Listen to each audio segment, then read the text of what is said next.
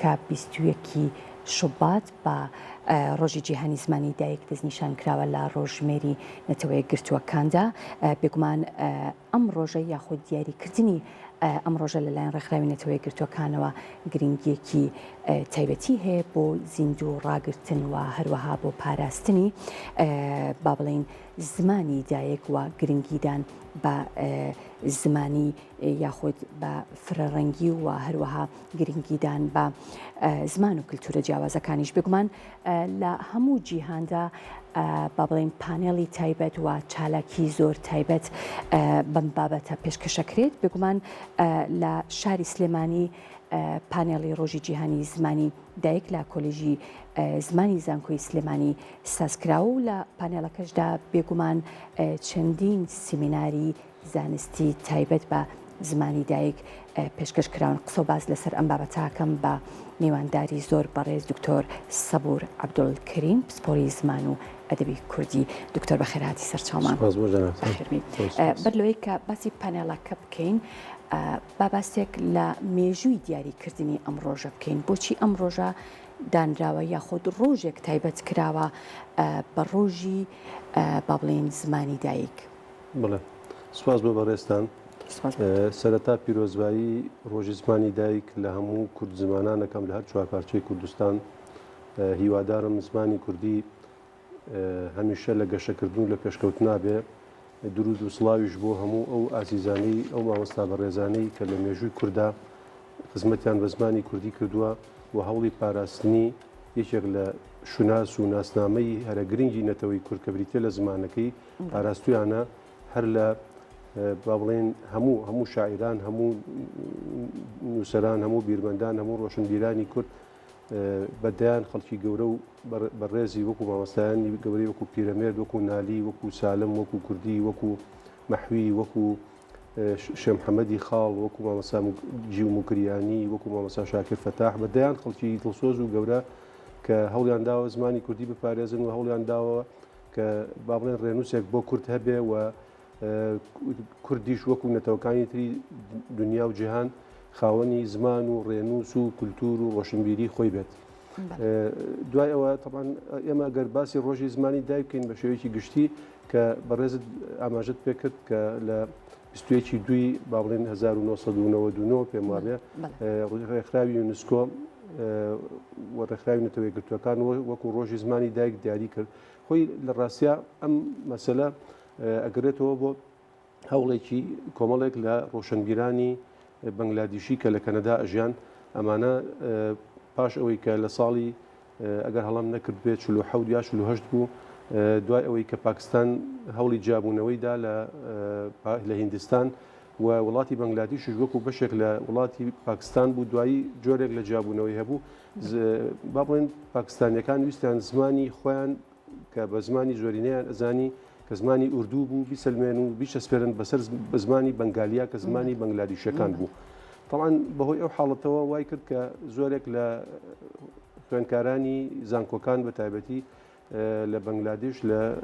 دژی ئەم بڕیارە ببن و داوایان کرد کە لە پەنای زمانی ئوردو زمانی بەنگالی بخوێندێک کە زمانی دایکیانە. بێگومان بەداخەوە حکوومەتی ئەو کاتەیە پاکستان ڕێگەی پێ نەدا و دواتر با بڵێن پێکدادانێک خۆپیشاندانێ دروست بوو. لە نێوان ئەو خۆپیشاندانە ژمارەیەکی زۆر زیاتر لە 100 خوێندکاری زانکۆ شەهید کران و دوای ئەوە با بڵێن لە ساڵی 99 وەکو با بڵێن یادخستنەوەیەک بۆ ئەو حاڵەتاوت بۆ کارەساتە و بۆ ئەو هەوڵەی کە با بڵێن لە پێناو زمانی دایکا خەڵکێک لە خوێندکارەکان خۆیان گەشتێک جان سپار بنوانە. ناڵم دوو کەسی بەنگلادیشی کە لە کەنەدا ئەژیان هینێکیان با بڵێن داخوازییان پێشکەشی یونسکۆ و نەتەوەیە گرتوەکان کرد داوایان کرد کە ئەو ڕۆژە بکرێت بە ڕۆژی شەهیدبوونی ئەو کەسانە بکرێت بە ڕۆژی زمانی دایک. خۆشبەختانە نەتەوەیە گرتوەکان پاش لێکۆڵینەوە لە شتەکە پەسەندی کردووە. ئەتوانین بڵێن لە دوای ئەو حاڵەتەوە بە شێوەیەکی جیهانی مافی ئەوە وەکو مافێک ناسێنرا کە هەموو نەتەوەکان زمانی دایکیان زمانێکی پیرۆزە و پێویست نییە با بڵێن شتێکی ڕێگە پێدراو نییە کە هیچ نەتەوەیەک هەوڵ بە بۆ ئەوەی کە زمانی خۆی بسەپێنێ بەسەر نەتەوەکانی ترا و دەرفەت لە بەرامبەرەکانی وەربێتەوە بۆی کە بە زمانی دایکیان قسە بکەن. زۆر ڕاست دەستەکان خۆش بێ. ئەگەر بینە سەر پانێڵەکە بێگومان لە ناو پانێڵەکە چەندین سیمیناری زانستی بەڕێوە چووە سیمینارەکان تایبەت بوون بەچی و ناونیشانی سیمینارەکان چی بوون؟ بڵێ خۆشبەختانە ئەم ساڵ زانکۆی سلێمانی کۆلێژی زمان کە زانکۆی دایکە یەکەمین زانکۆی کوردستانی باشوورە توان بڵێم کوردستانی گەورەشە بە شێوەیەکی گشتی خۆشبەختانە توانی کارێکی زانستی باش ئەنجام بدا کە ئەویش بریتی بوو لە ئەنجامدانی پانێڵێکی زمانی بۆ 5 پسپۆری زمان لە بەشەکانی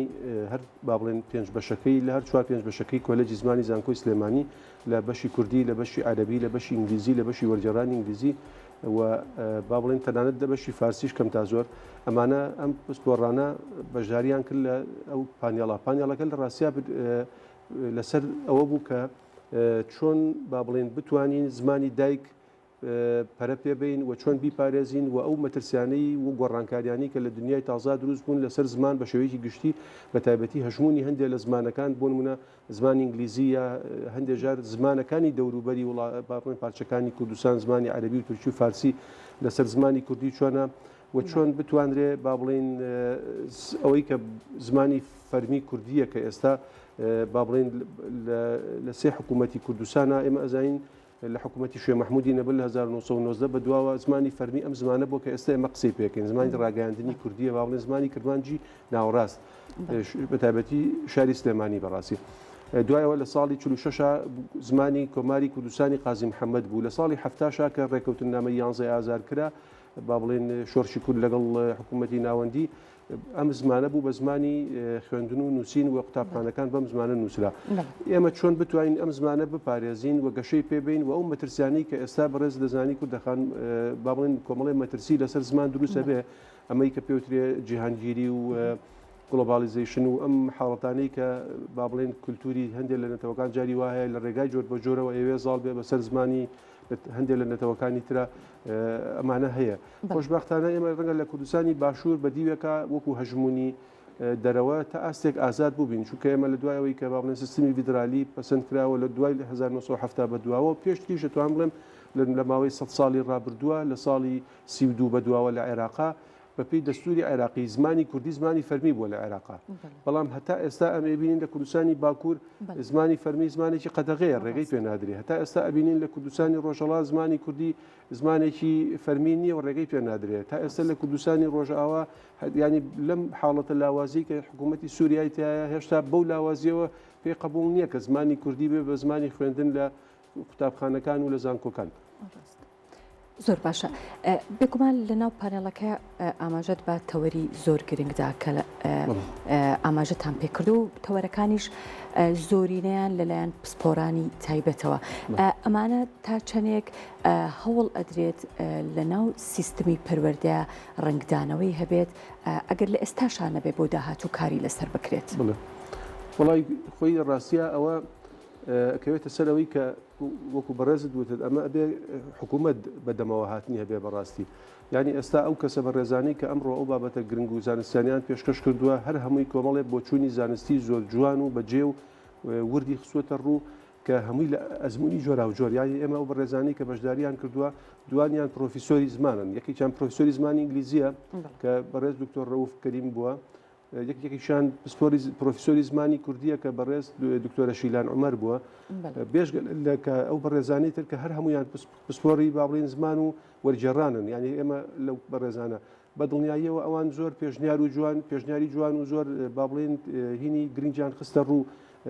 ئەوەی کە لە بیرم بێ بۆ نمونەکە لە پێشنیارەکان کە باسکرا بە شێوەیەکی گشتی ئەوەیە کە بەڕاستی حکوومەتی هەرێم ئاوڕێکی ڕاستەقینە و جدی باتەوە لە زمانی کوردی چونکە ئێستا زمانی کوردی لە ئێستادا کۆمەڵی کێشەی گەورەی هەیە یەکێ لەوانە ئێمە لە زمانی ئێستا باڵێن لە قۆناغی ئێستا ئێمە هیچ هینێکمان نییە باڵێن مەرجەیەک هیچ سەرچاوەیەکمان نییە بۆ زمانی کوردی ینی لە ساڵی هەفتاکانە لە سەردەمی ڕژێمی بەعسا بەو هەموو شتکارە خراپانەی کە ڕژێمی بەعسەی بوو ئێمە کۆڕی زانیاری کوردمان هەبوو کۆڕی زانیاری کورد بوو سەرچاوەیەک و چترێک بۆ زمانی کوردی کە هەموو ڕۆشنبیرانی کورد لە با بڵێن کوردستان هەمووی گوتوویە خۆی بەڕاستی بەڵام لە دوای ڕاپەرین لەبری ئەوەی کە ئێمە هەوڵ بین فراوانتریکەین ئەم کارە گەشەی پێبین ئەمە نەکرا چونکە ئێمە زانین هەموو زمانەکانی دنیا کوردەکان ئەزانی کە بەڕاستی ئەبێ هینێک هەبێ با بڵێن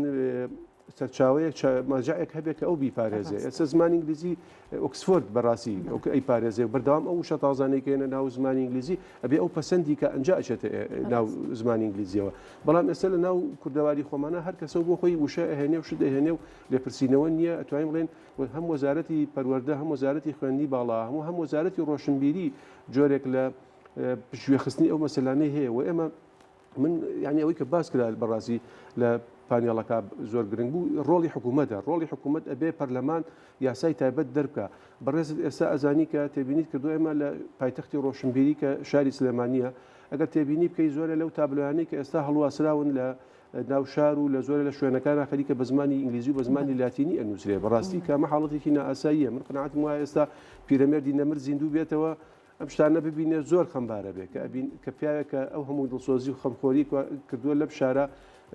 خەڵکی فێری زمانی کوردی کردووە، ڕۆژنامەی دەرکردووە، ژین و ژیانی دەرکردووە، ئەو هەموو هەوڵە دڵسۆزانەی داوە بەدەیان خەڵک لە پێناوی زمانی کوردیا شەهید بوون. بەڕاستی لە پێناوی شعرێکی نووسین بە زمانی کوردیا شەهید بوون.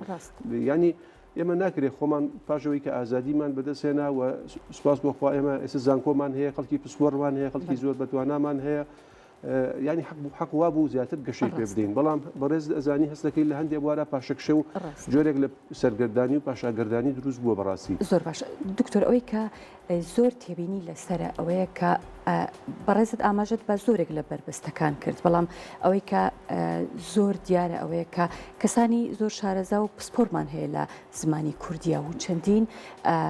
با بڵین بابەتی گرنگ، چەندین کتێب بڵاوەکەنەوە، چەندین نووسین و لێکۆڵینەوە و توێژینەوەیان هەیە. ئەگەر هەردوور نەڕۆین لە پانێڵەکەی ئێوە چەندین بابەتی گرنگ لەسەر بەرەو پێشچوون و بربەستەکانی بەردەم زمانی کوردی خراونەتە ڕوو، بەڵام هەموو ئەم هەوڵانە ون ئەبێت کۆ ناکرێتەوە.